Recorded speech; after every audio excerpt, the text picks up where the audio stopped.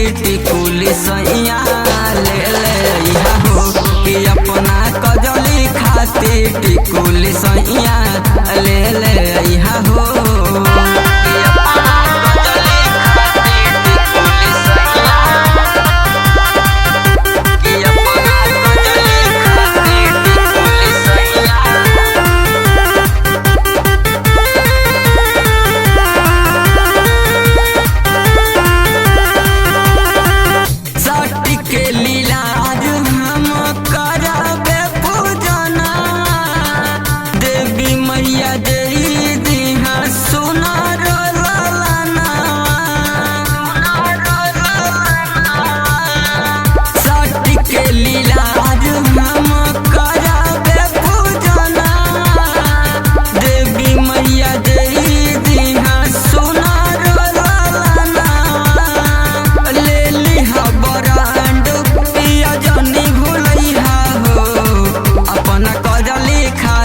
टिकुल सैया ले ले इहा हो अपना कजली खातिर टिकुल सैया ले ले इहा हो।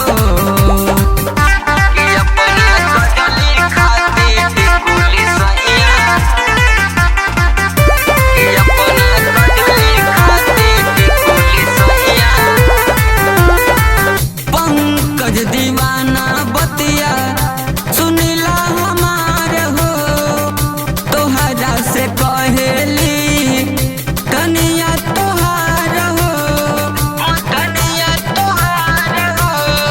पंकज दीवाना बतिया सुनिला हमार हो तोहरा से कहेली कनिया तोहार हो ले लिहा चुनरिया पिया जनी भुलैहा हो अपना कजली खातिर टिकुल सैया ले ले इहा हो अपना कजली खातिर टिकुल सैया ले ले इहा हो।